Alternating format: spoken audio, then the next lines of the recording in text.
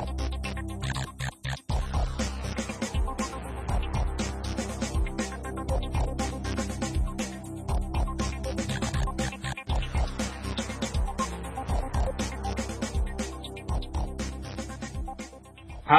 and welcome to episode 13 of Passive Aggressive Film Reviews. My name's Richard Shittlebob. And I'm Nathaniel Barrett Moore. How's it been, Nathaniel?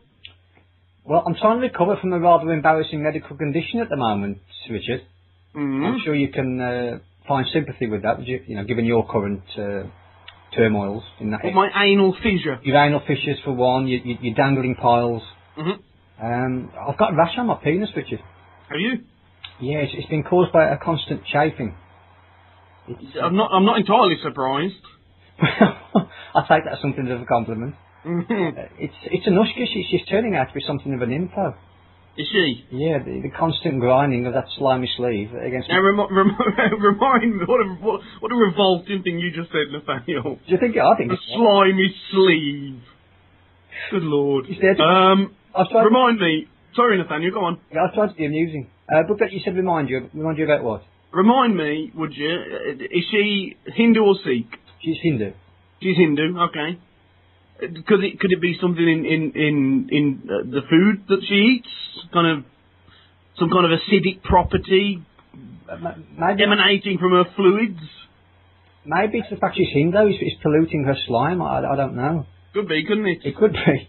Like lichen on the wall of a canal. Or it might just be the fact that she's riding me like a horse 6 times a day. It could be that. It's not. You're just trying to show off there, surely. It's not 6 times a day, is it? No, it's not 60. That's ridiculous. 5. Because you're in your 30s, Nathaniel. Come on. Well, I don't see how age affects it.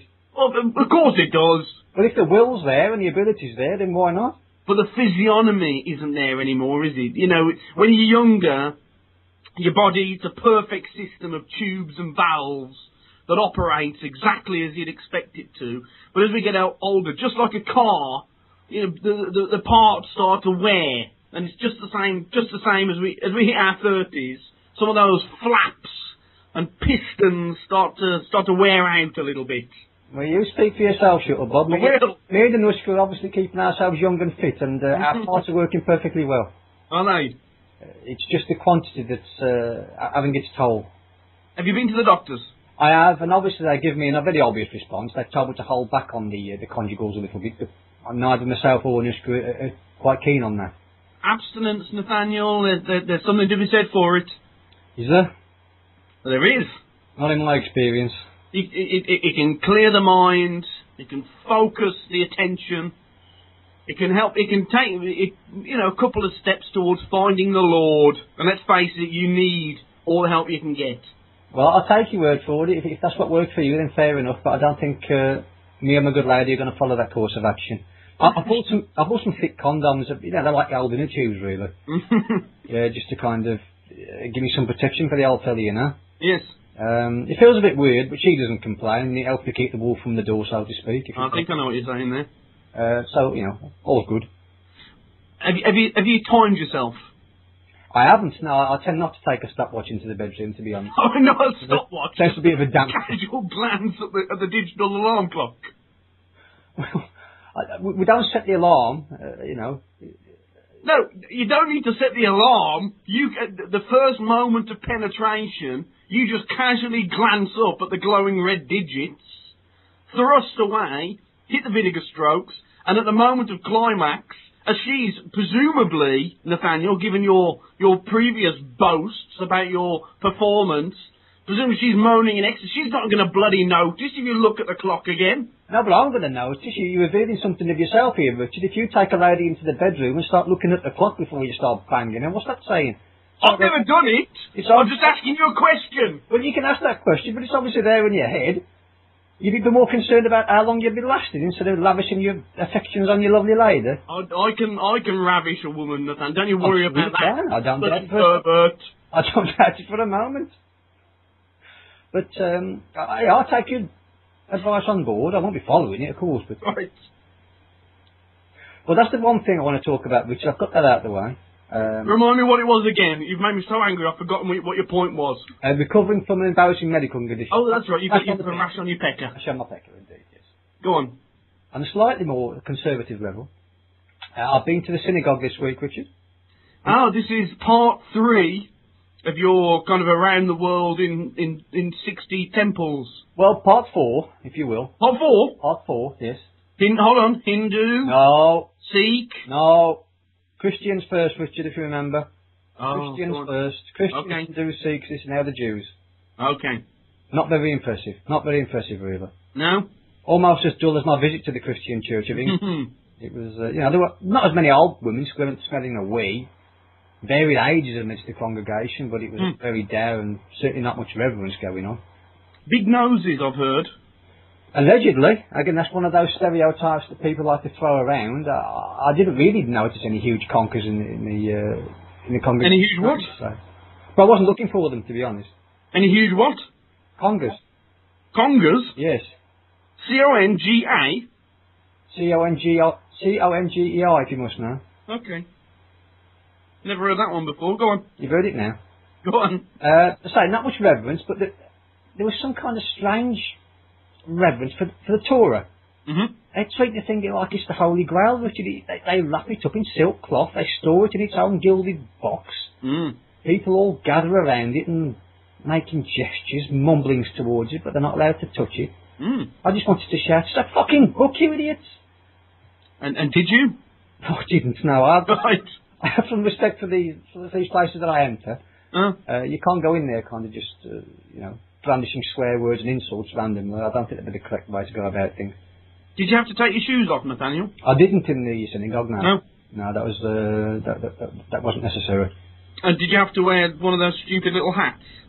Well, I was about to mention that. There were a few yarmulkes on display. Yarmulke, that's right. That's the word I was looking for. I didn't have to wear it, but I was left with a distinct impression. I could have put like a saucer on the head. I mean, it's an indistinct thing, isn't it? It's not like a turban, a real statement of kind of your identity of faith. It's all very, I don't know, insignificant, really. But did you not think maybe that suggests some level of humility? That the Sikhs with their massive turbans are just kind of showing off and shouting at the world, look at me, I'm a Sikh, I'm better than you. whereas the Jews, they've got their little yarmulke on, very discreet. If you look them dead on, you wouldn't even know they were Jewish, presuming they've got clothes on, would you? I guess not. It doesn't scream humility to me. I have to say, it just looks like a silly little hat. It's like a doily. Yeah, something like that. Like a doily that you might put under a teapot. Quite. Or an antimacassar.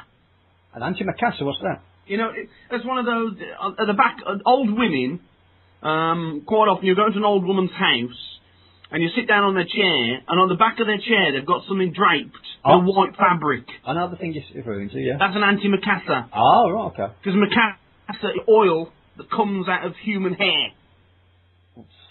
Well, quite an education you've given us tonight. There you go. Listen and learn, Nathaniel. Well, I'm not averse to learning. I'm not sure how useful that information will prove to be, but thanks anyway. But you might find yourself on Celebrity Mastermind, and John Humphreys will say to you, Nathaniel Barrett,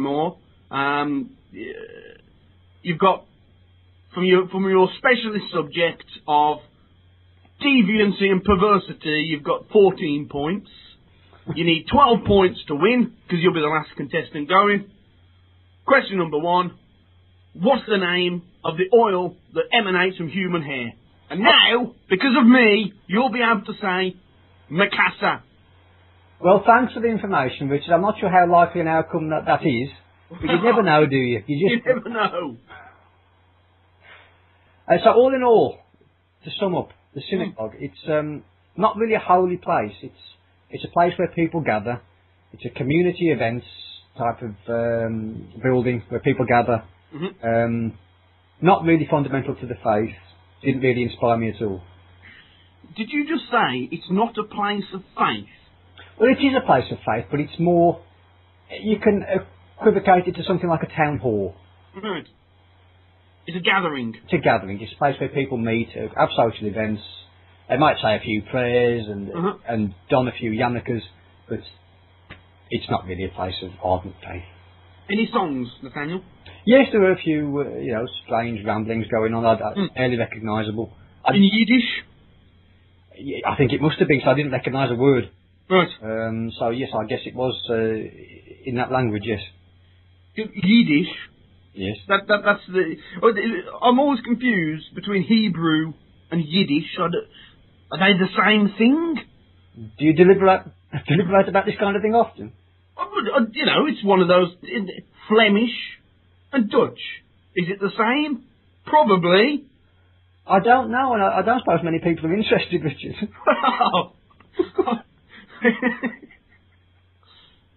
Carry on, Nathaniel. No, I'm done. Bastard. I'm done. You're done? I'm done. Should we move on?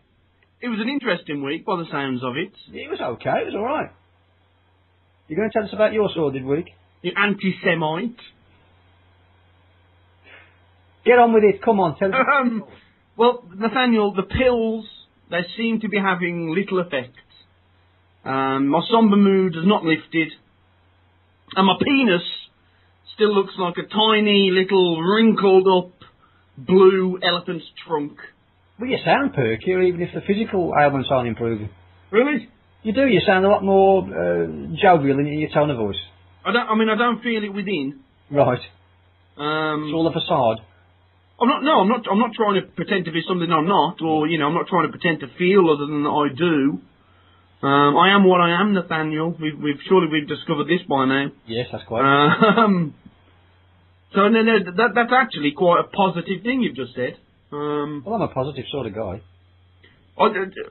My main worry is, of course, the lack of blood flow to my penis. Yes, that would be a concern.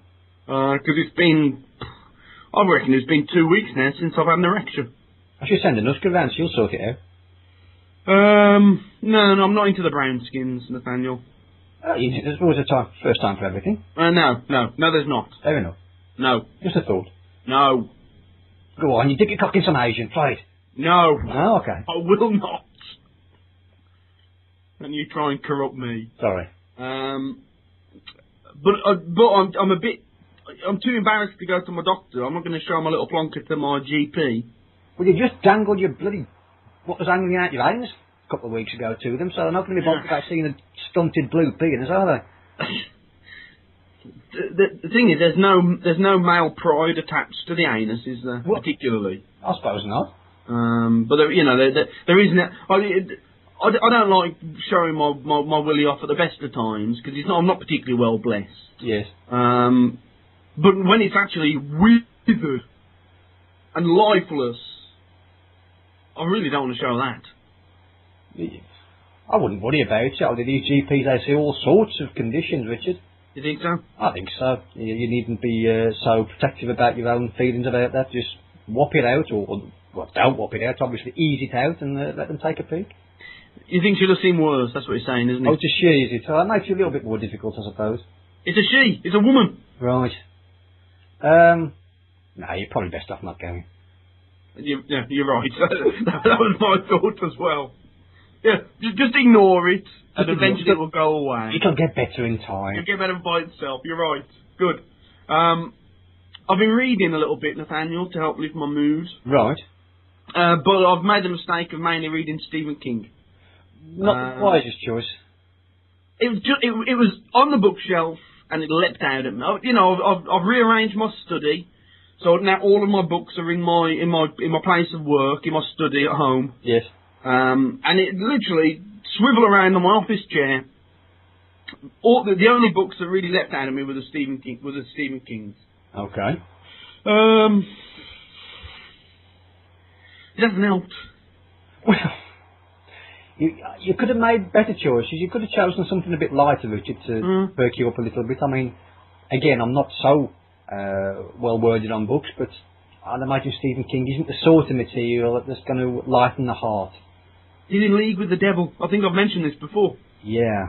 I think there'd be a lot of people that agree with that. Yeah. So, I don't know.